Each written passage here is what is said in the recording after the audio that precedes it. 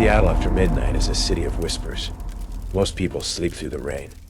I sit alone under flickering fluorescence, chasing echoes of the disappeared. Some cases go cold. Others go wrong. And down in the bowels of the missing persons unit, there are rules. Unofficial, unexplained, unbreakable. Rule 1. If a blank case file appears on your desk, don't open it.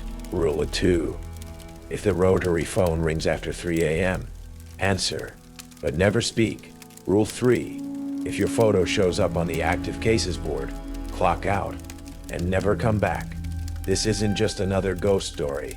This is a slow unraveling, and it only gets worse from here. Stick around to the end. The last chapter changes everything. And if you think you could survive the static, drop a comment. Tell me which rule you'd break, or if you'd make it through without fading out. Like, comment, subscribe. You're gonna need the full file to understand what's waiting on the other end of the line. They call Seattle the Emerald City. On the missing persons unit night shift, down in the fluorescent-lit bowels of the East Precinct, it just looks gray. Gray rain streaking the tall windows, overlooking the damp gleam of 3rd Avenue. Gray metal filing cabinets stretching into infinity, crammed with the paper ghosts of vanished lives. Gray faces staring out from faded flyers, tacked to the bulletin board, each one a question mark, dissolving under the relentless drizzle. My job, Detective Lena Petrova, formerly of homicide until a case involving too much gray area burned me out, was to sift through these archives of absence, looking for sparks in the ashes.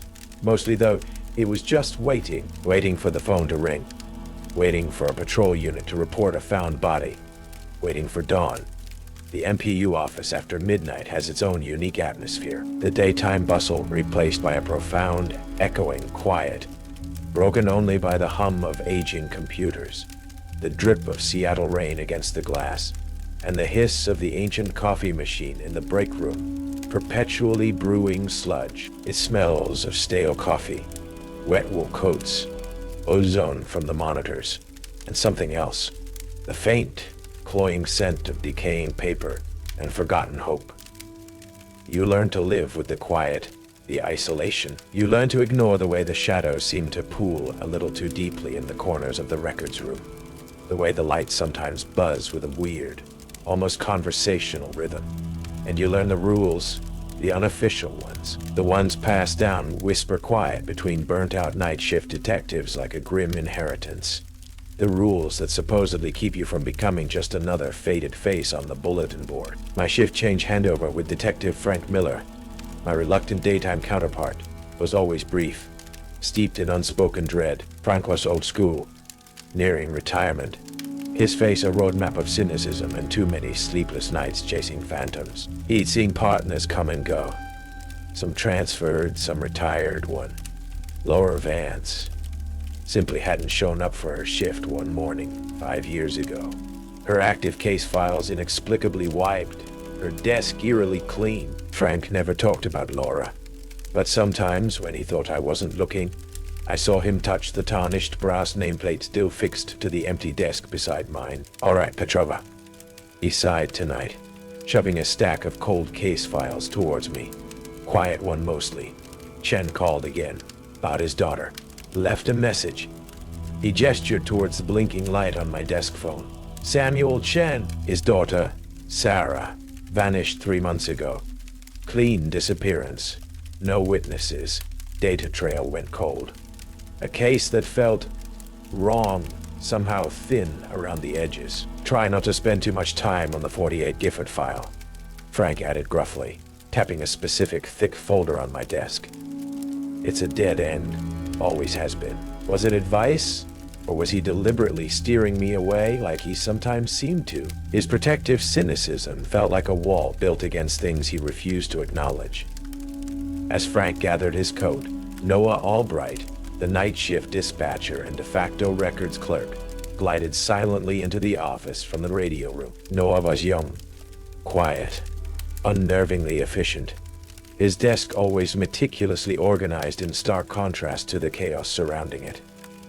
He moved with a strange stillness, his dark eyes seeming to absorb everything without reaction. He placed a neatly printed call log summary on my desk. System ran a minor diagnostic purge at 200. Detective Petrova, he said softly, his voice barely disturbing the quiet. Some minor file corruptions were flagged and repaired. Shouldn't affect active cases.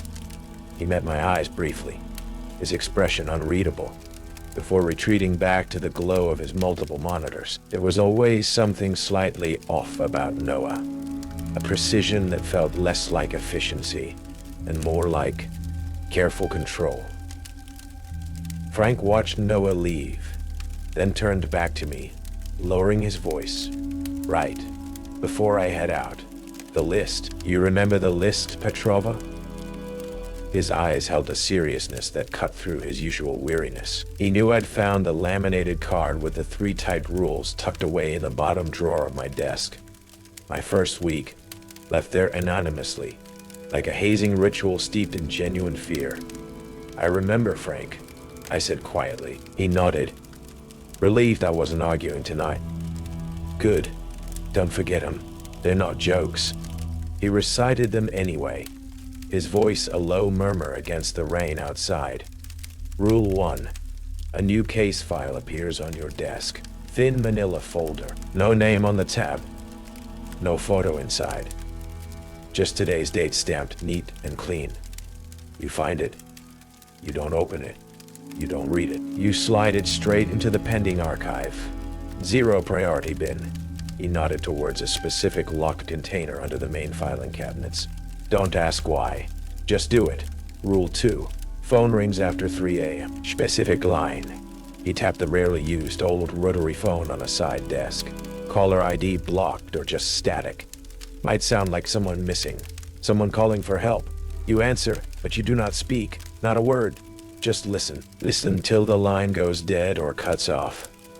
Don't engage. Don't ask questions. Just listen. And rule 3. His voice dropped further, his gaze flicking towards the large whiteboard, displaying photos and details of active high-priority cases. If you ever see your own damn photo up on that board, your SPD ID pic, pinned right there with the active cases, you don't freeze, you don't investigate. You clock out immediately. Walk out the front door, don't look back, go home, and don't come back for your next shift. Call in sick, transfer, quit, doesn't matter. Just don't come back here. He held my gaze.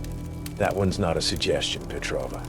That one's survival. He gave a curt nod, pulled his collar up, and walked out into the rainy Seattle night, leaving me alone with the humming computers, the weight of unanswered questions, and the ghosts in the files. I settled in, the silence pressing down. Started reviewing the overnight logs, listening to Samuel Chen's latest heartbreaking message pleading for any news. An hour passed. Then I noticed it. Sitting squarely in the center of my otherwise clear desk blotter.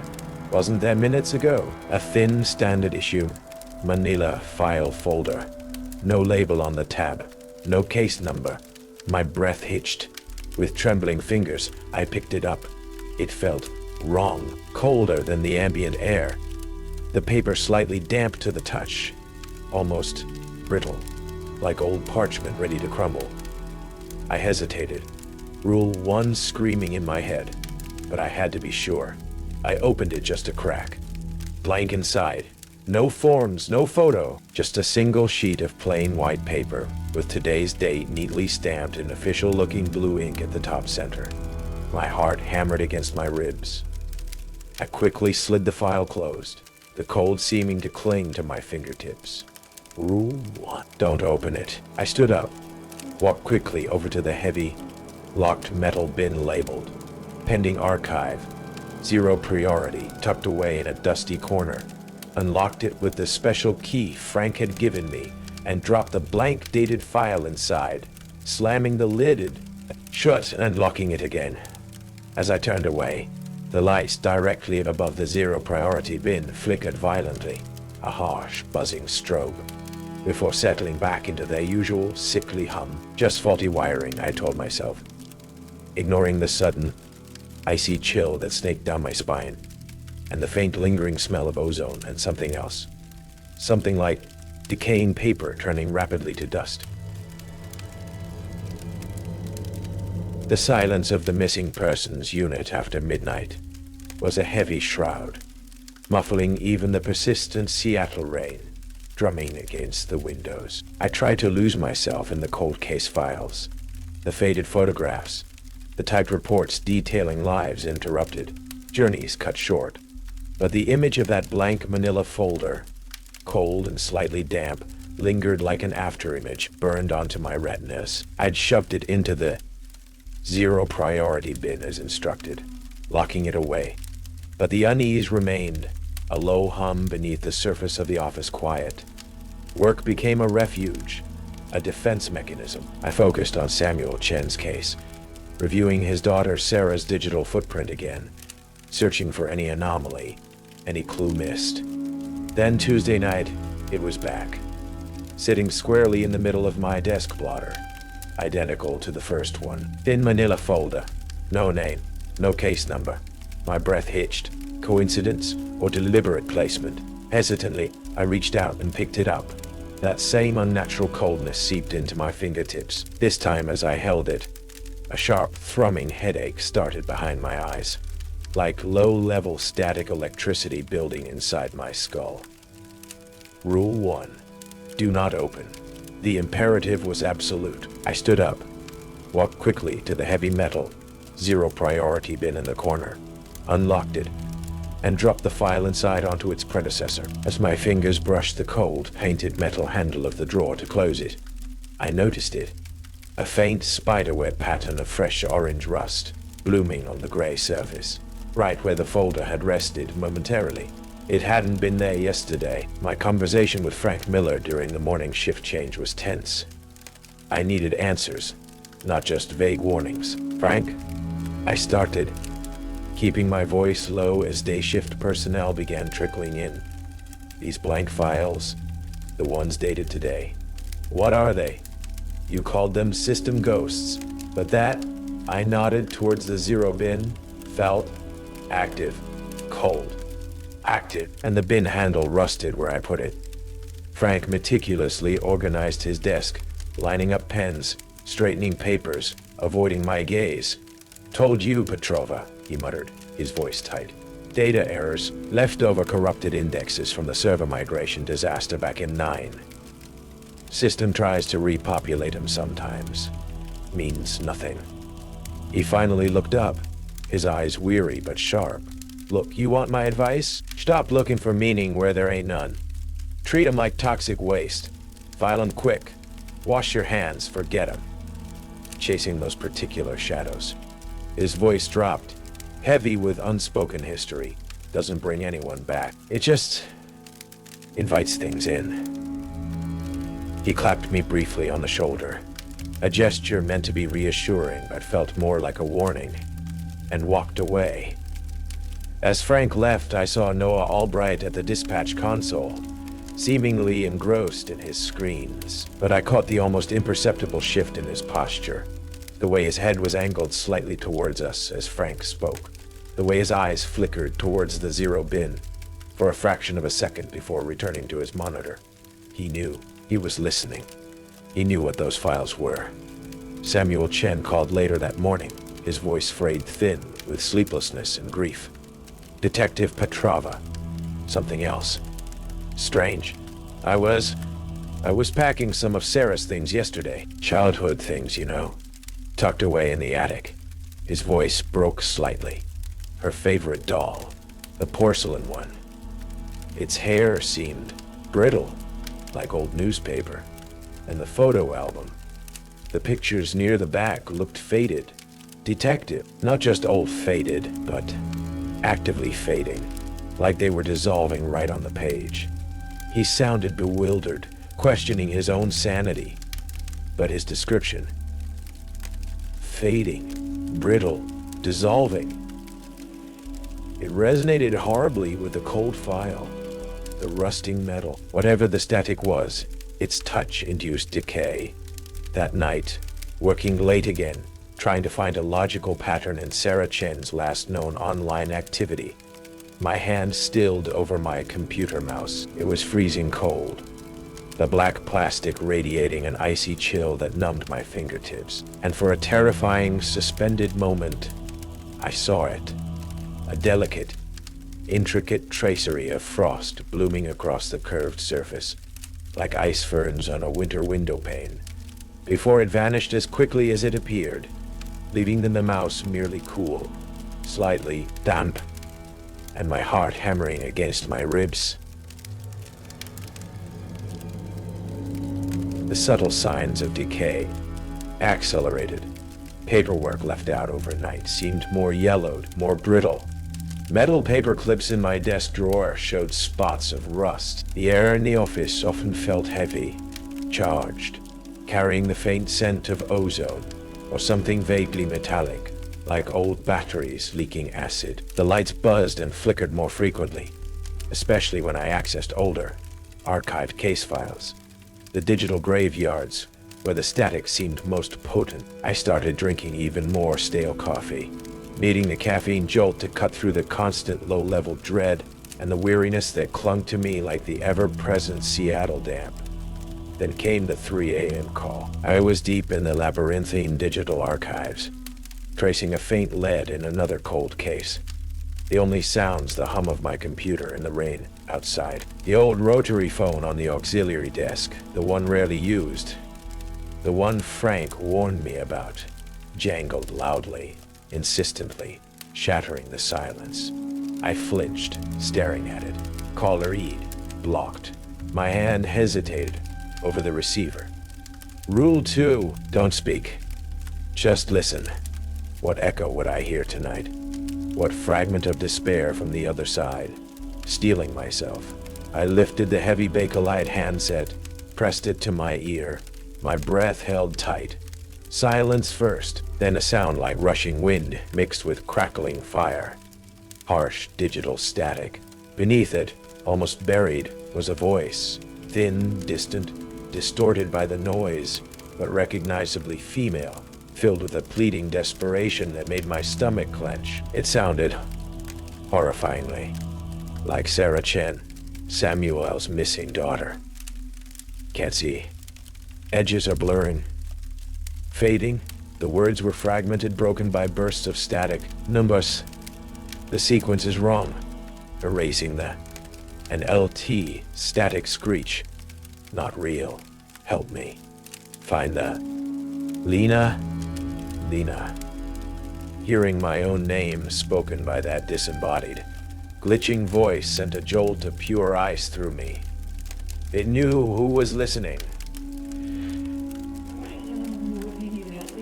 I bit down hard on my lip to stop myself from replying, from asking questions, my knuckles white on the receiver. An intense wave of nausea washed over me, the room seeming to tilt slightly, the static on the line pulsing in time with a sharp, drilling pressure behind my eyes. The voice dissolved into pure, incoherent static, louder now, painful.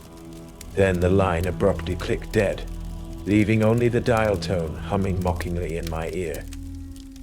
I slammed the receiver down, breathing heavily, fighting the urge to be sick. The handset felt unnaturally cold. The plastic surface tacky, almost sticky, as if coated in a thin, invisible film. My head throbbed. Immediately, I checked the precinct call logs on my terminal. Nothing. No record of any incoming call on that line at that time. It hadn't officially happened. I walked over to Noah Albright at the dispatch console, trying to keep my voice level. Noah? Did the system flag any line faults on extension 303 just now? Had some weird static, maybe across the line. He glanced up, his expression placid, almost bored. Extension 303? That old POTS line. Probably just atmospheric interference, Detective. Common with decaying copper infrastructure, especially during heavy rain. He typed a few commands, peered at his screen. Nope. No faults logged on the system side. You didn't happen to recognize the static, did you? Sometimes sounds like voices. His question was casual, but his eyes were sharp, probing. lingering on my face. When Frank came in for the morning overlap, I told him about the call, the voice sounding like Sarah Chen, hearing my own name. He went pale, running a hand over his weary face. Static echo, he confirmed grimly, his voice low. Trap signal, maybe. Or maybe the static reaching out, testing. He looked me straight in the eye. Good you didn't speak, Petrova. That's the key. You speak, you confirm the connection. You give it a lock on this side. You anchor the echo, or worse, you tell the static exactly where you are. Just listen, hang up. Hearing them fade is bad enough. Talking to them, he shuddered, leaving the sentence unfinished. As I gathered my things, ready to escape into the gray morning, I noticed it. A fine film of gray, static-charged dust, almost like ash, had settled on the old rotary phone, on the desk beneath it, and faintly, clinging to the sleeve of my jacket where my hand had rested after the call. It wasn't ordinary dust. It felt electric. Wrong. It disintegrated into nothing when I tried to brush it away. The days following the static call were a blur of heightened paranoia and grim determination. I felt attuned, more sensitive to the subtle wrongness of the MPU office after dark. The files didn't just seem out of place. Some felt actively decayed, the paper brittle, the ink faded almost overnight. The lights didn't just flicker. They seemed to buzz with a specific hostile frequency whenever I accessed Noah Albright's system logs or files related to his missing sister, Emily. I found more discrepancies, more evidence of Noah subtly manipulating data cues, flagging specific cold cases, often involving young women, often with sparse digital footprints, for priority review that coincided with previous night shift officers reporting strange incidents or requesting transfers. He wasn't just grieving. He was using the system, using the victims, using us for some purpose connected to the static. I compiled my evidence meticulously, working discreetly, acutely aware of Noah's quiet observation from the dispatch booth, feeling like a mouse watched by a very patient cat. Frank Miller seemed to sense the shift in my focus, offering gruff, oblique warnings. Some cold cases are cold for a reason, Petrova. Don't go digging where the ground's already unstable. He was scared. For me. Maybe for himself, remembering Laura Vance. The breaking point came late Friday night, near the end of a long, draining week. I'd stepped out for a rare breath of fresh, non-recirculated air, standing under the precinct entrance overhang, watching the rain slick the empty street. When I walked back into the MPU office, the first thing I saw was the whiteboard. The large magnetic board dominated one wall, covered with photos, notes, timelines for the most active, high-priority missing persons cases. My blood turned to ice, pinned neatly in the dead center. Replacing the photo of a recently vanished teenager was my own official Seattle Police Department ID photograph. It stared back at me, stark under the flickering fluorescence, and it looked wrong. The colors were slightly faded, washed out, like an old photograph left too long in the sun. The edges seemed indistinct, slightly frayed, almost crumbling, as if the photo paper itself was undergoing rapid, unnatural decay. Rule 3. If you see your own photo on the whiteboard, clock out and leave. Don't come back. Terror, absolute and paralyzing, bypass thought. My training, Frank's gravelly warning, the weight of everything I'd experienced, the blank file, the static call, the decaying files, Noah's suspicious actions, it all crashed together. This wasn't a prank. This wasn't a mistake. This was the final notification. The static had filed me. I didn't hesitate, didn't pause to question or rationalize. I turned on my heel, grabbed my coat from the back of my chair, snatched my bag, didn't log off my computer, didn't collect my scattered case notes, just moved fast and purposeful towards the main exit, ignoring the low hum of the machines, the oppressive silence. I didn't look towards the dispatch booth to see if Noah Albright was watching. I didn't want to know. as I pushed through the heavy door leading out of the MPU section into the main precinct hallway. Frank Miller was just coming in, starting his overlap. He stopped short, taking in my pale face, my panic exit, my abandoned desk visible behind me. His gaze flicked past me towards the whiteboard inside the office. I saw his eyes widen slightly, fix on my decaying photo. A look of profound sorrow, weary resignation, and grim understanding passed across his face. He didn't speak. He just gave me one sharp, almost imperceptible nod. Acknowledgement, confirmation, farewell. Outside, the Seattle drizzle felt blessedly real, cold against my hot face. I fumbled for my car keys, hands shaking so badly it took 3 tries to unlock the door. Sliding into the driver's seat, I slammed the door shut, locked it, took a deep breath. Tried to call Samuel Chen, needing to tell him, needing to apologize. His voicemail picked up. Samuel, it's Detective Petrova. Lena, listen, I have to go off Sarah's case, effective immediately. Personal reasons.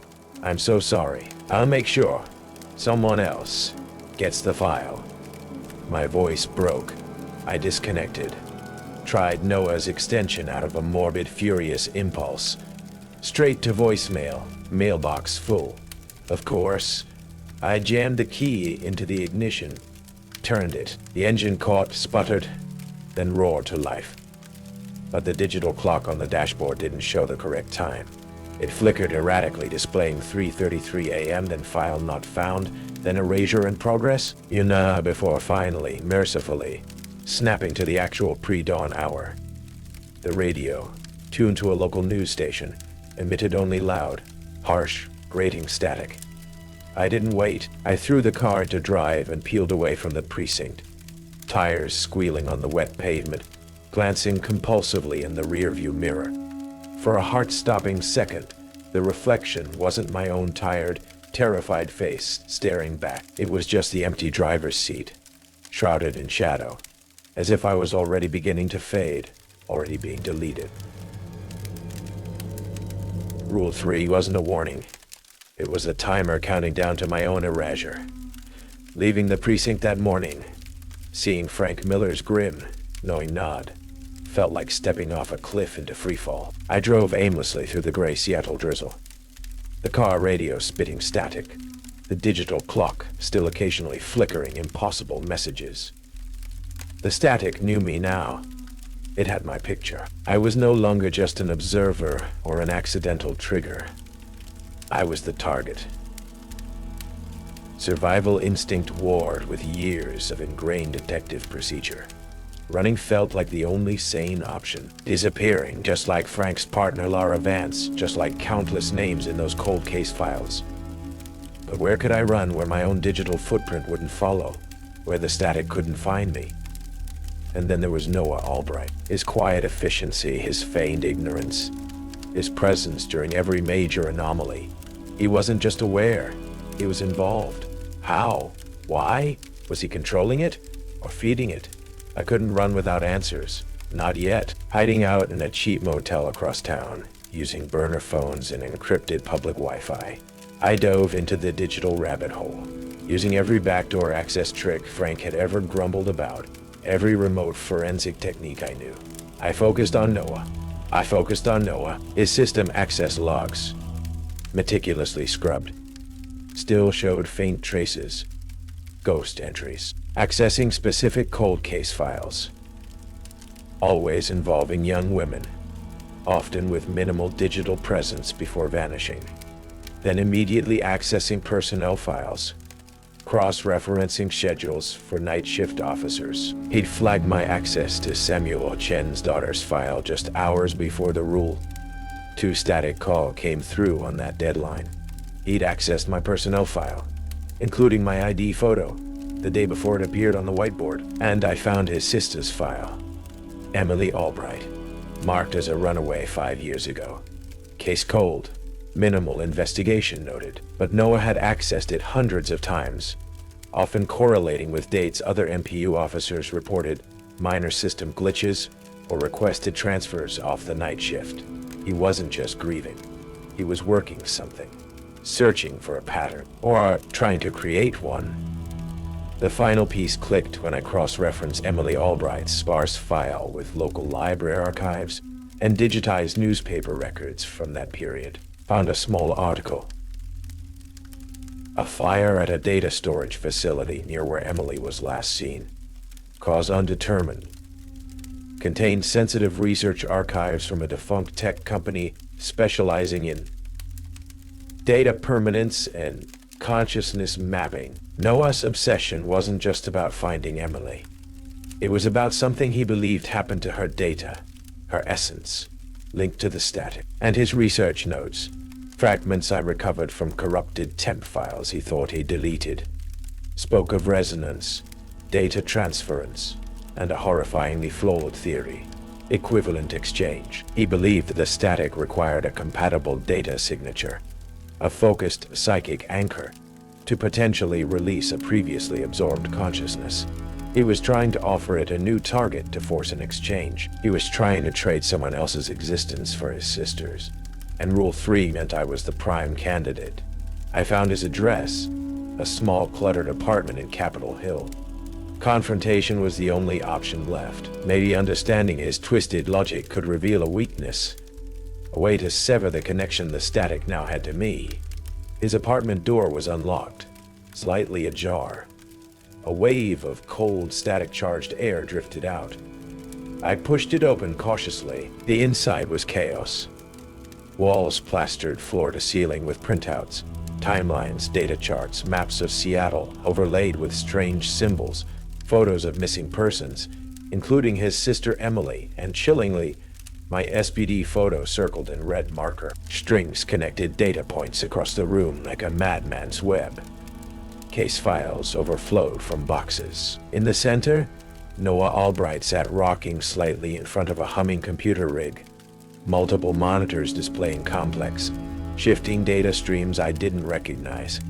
He looked gaunt, sleep-deprived, eyes burning with an unhealthy light. An area near the computer was set up like a shrine. Photos of Emily, a child's drawing, a single dried flower under glass. "Noah," I said, my voice steady despite the tremor running through me. He turned slowly, his eyes fixing on me with unnerving intensity. Not surprise. Expectation. "Detective Petrova, Lena." He corrected himself, a strange, almost beatific smile touching his lips. "You came. Good. The resonance is peaking. Good. The resonance is peaking. Perfect timing. Timing for what?" "Noah." I kept my voice calm, professional. "For your experiments, for using cold cases as bait, for putting my picture on that board." I held up the printouts of his logs, his notes on equivalent exchange, "for trying to trade me for Emily." His smile didn't falter. It widened. "Trade? No, not trade. Exchange," he whispered reverently. "The static.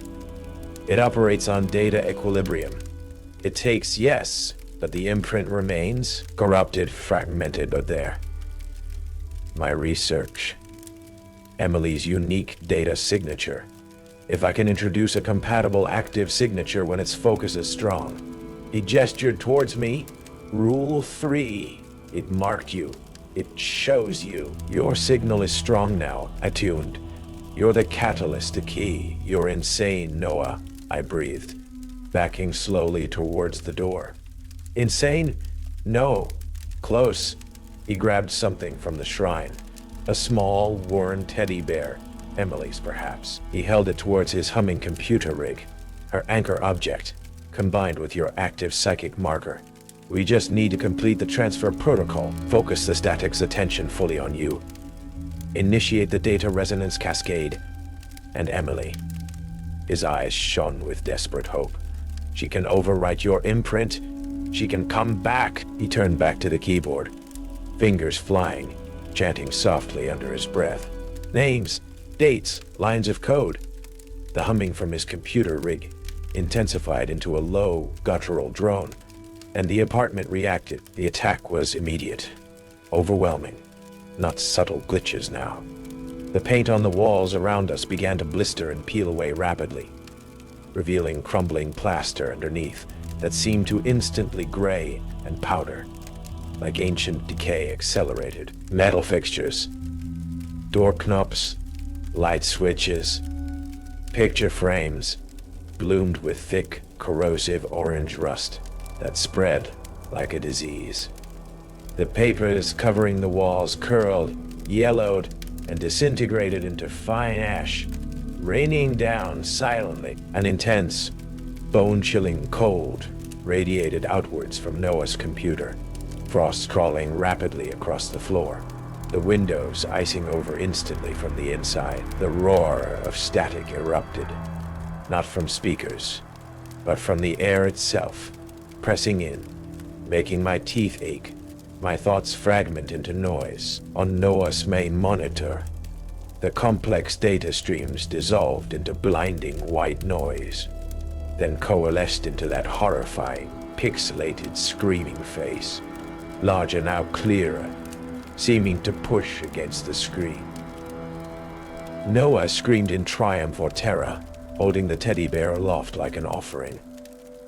"Emily, I'm here. It's time." Then I felt it, a terrifying numbness starting in my fingertips, creeping up my arm. I looked down. My hand looked wrong, faintly translucent, the pattern of the decaying wallpaper behind it momentarily visible through my skin. The static wasn't just affecting the environment, it was starting to unright me. The teddy bear in Noah's hand suddenly frayed, its fabric turning to dust, disintegrating in his grasp. He cried out, a sound of pure anguish staring at his empty hand. "No!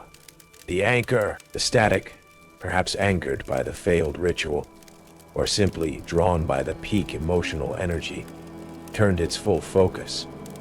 The frost crawling across the floor reached Noah's feet, climbing his legs rapidly, turning his clothes stiff, gray. He gasped, stumbling backwards, his skin taking on a horrifyingly aged, desiccated appearance where the frost touched him. The erasure was consuming him first. He looked at me, his eyes wide with final, horrified understanding. "It needs equivalent," he choked out, before collapsing, his body seeming to crumble inwards like ancient paper consumed by fire, leaving only a pile of gray dust and faded clothing on the frosted floor. The psychic static roared in my head. The decay crawled up the walls. My own hand felt increasingly numb, transparent. I was trapped in the epicenter of Noah's madness, facing the full, focused power of the static, and feeling myself starting to delete. The psychic static overloading my senses cut off as abruptly as it began, when Noah Albright disintegrated into a pile of gray dust and faded clothing. The oppressive cold in his apartment lessened slightly. The rapid decay spreading across the walls slowed, then stopped, leaving behind a scene of premature ruin. Paint blistered and peeling, metal fixtures covered in feathery rust, paper yellowed, and crumbling at the edges. The silence that descended was profound, broken only by my own ragged breathing and the frantic pounding of my heart. I stared at the dust pile where Noah had been seconds before, horror and disbelief warring within me, his insane exchange theory, his grief-fueled obsession. It hadn't brought his sister back. It had simply made him the primary target, accelerating his own erasure. My hand, the one that had felt numb and translucent during the peak manifestation, still tingled unnaturally, feeling papery thin and strangely cold, despite the room's temperature slowly normalizing. The static had touched me, marked me. Rule of 3 wasn't just a warning to flee. It was notification that the erasure process had actively begun, targeting me. Noah had just interrupted it by drawing the full force onto himself. Sirens wailed in the distance, growing closer. Someone must have reported the initial commotion. The power fluctuations. I needed to think fast. Looking around the chaotic apartment, walls plastered with Noah's obsessive research, the string maps connecting disappearances, the data printouts, the photo of his smiling sister Emily pinned beside my own decaying SPD picture. I knew leaving this for the authorities was dangerous. It hinted at something inexplicable, something that would invite questions I couldn't answer, potentially drawing official attention back to me, the last person to see Albright alive, the one whose photo was inexplicably linked to his breakdown. Just then, my burner phone buzzed. Frank Miller? Lena? Talked to dispatch. Heard Albright's address flagged for a disturbance. You okay? What the hell happened? His voice was tight with anxiety. Frank, Noah's gone, I said, my voice trembling. Hey, he tried something. Triggered. Whatever this thing is, it took him. Completely. I briefly described the scene, the decay, the dust. There was a long pause on the other end. Laura, Frank said finally, his voice heavy with remembered pain. My partner. It wasn't sudden for her like Albright. After she saw her photo, things started breaking down around her first. Electronics failing, photos fading, metal rusting, like a localized field of decay.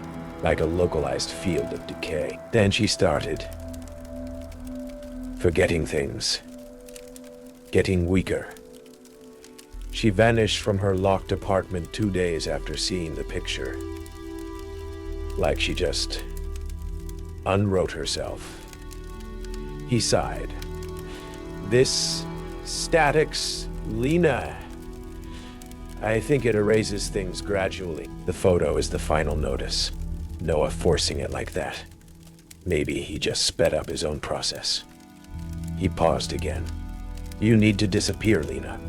Now, before your own decay starts. His words confirmed my worst fears. The static wasn't just a glitch. It was entropy weaponized, perhaps. And it had marked me.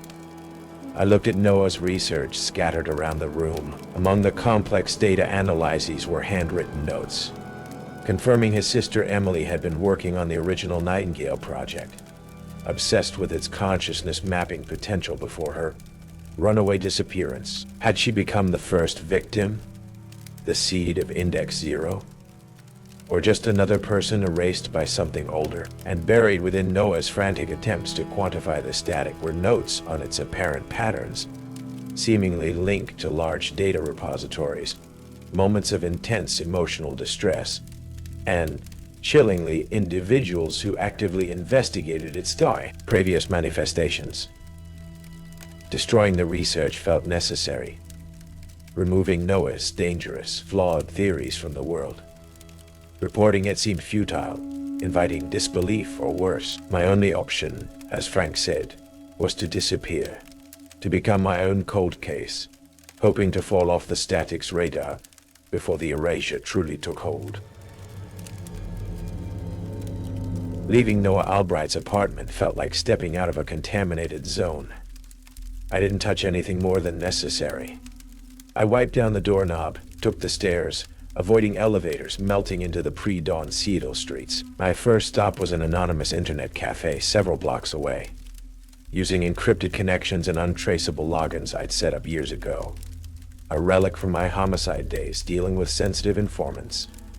I initiated my own erasure, submitted my resignation to SPD, effective immediately, citing severe personal health reasons requiring indefinite leave and relocation. Sent vague farewell emails to the few friends and family whose addresses I hadn't already purged, mentioning needing time away, off-grid. Initiated deletion requests for online accounts, set up automatic bill payments to drain my remaining funds, then wiped the accounts themselves. Sold my car online for cash via a third-party broker, leaving the keys and title in a pre-arranged Dropbox. Destroyed my SPD credentials, my driver's license, my credit cards, my passport. Wiped my burner phone with multiple passes, then physically smashed it and scattered the pieces in different dumpsters across town. It was a systematic dismantling of Lena Petrova. Every connection, Every data point, every official record I could access, I severed or corrupted. By sunrise, I was on a Greyhound bus heading east under a new, hastily acquired, and likely temporary, identity, carrying only a backpack with cash, a change of clothes, and the heavy weight of what I knew, trying to become statistically invisible. A ghost in my own right, hoping the static operated on data, on known quantities, on traceable signals, hoping that by deleting myself, I could unsubscribe from its attention. Months bled into a year. I ended up in a quiet, remote town nestled in the Oregon mountains, working odd jobs for cash, library shelving, gardening, bookstore clerking, anything quiet, offline, anonymous. I rented a small cabin, no internet connection, paid cash upfront, lived simply, read physical books, walked in the woods, avoided mirrors sometimes, listened to the silence, always wary now of what might lie beneath it. The constant low-level anxiety remained, the feeling of being marked, but the overt phenomena ceased. No glitches, no impossible phone calls, no decaying objects. Maybe, just maybe, I had succeeded. Maybe I had become too insignificant, too disconnected, for the static to find or focus on. Until the letter arrived. It appeared one damp autumn morning in the locked P.O. box I used in the nearest town under my current alias, an address unconnected to Lena Petrova in any way I could conceive. A plain white envelope, no stamp, no postmark, no return address. My blood ran cold even before I touched it. Inside, a single sheet of crisp, white, standard office paper. It was blank, except for the date, neatly stamped in official-looking blue ink at the top center. Today's date? Rule 1, manifested not through email, not through a digital system it could hack, but here, in the physical world, finding me miles away, years later, completely off the grid. I dropped the paper, as if it were burning, stumbling back from the P.O. box. My carefully constructed anonymity, my painstaking erasure, it meant nothing. It hadn't been about data trails or digital footprints, not entirely. It was about the mark, the connection forged when my photo appeared on that board, when the static acknowledged me as its next target. Leaning against a wall outside the small post office, gasping for breath, my gaze fell on my hand resting on the worn metal handrail, where my fingers touched the cool steel. A faint, feathery pattern of orange rust was blooming, spreading slowly outwards like a stain. It wasn't there a moment ago. I looked down at my simple analog wristwatch, a cheap replacement for the smartwatch I'd destroyed. The metal casing, previously clean, now showed the same faint, spreading bloom of unnatural decay. It wasn't just finding me, it was with me. The erasure hadn't stopped when I ran. It had just slowed down, patient, inevitable, clinging to me like a psychic residue, subtly unwriting my reality. Bit by bit, decay by decay. The static didn't need a network. It just needed a target, and I was still subscribed. I followed the rules. I broke them. I survived. But I'm not untouched. The static isn't just digital. It's psychic, viral, patient. It doesn't just find you, it follows you. Some files you close. Some cases stay open forever. And some rewrite you from the inside out. If you're still here, you've made it further than most. But look closely. Check your desk. Check your phone. And if your photo ever shows up where it shouldn't, don't ask questions. Just walk away. Leave a comment if this one got under your skin. Subscribe if you're ready for the next case. And whatever you do, never open the file.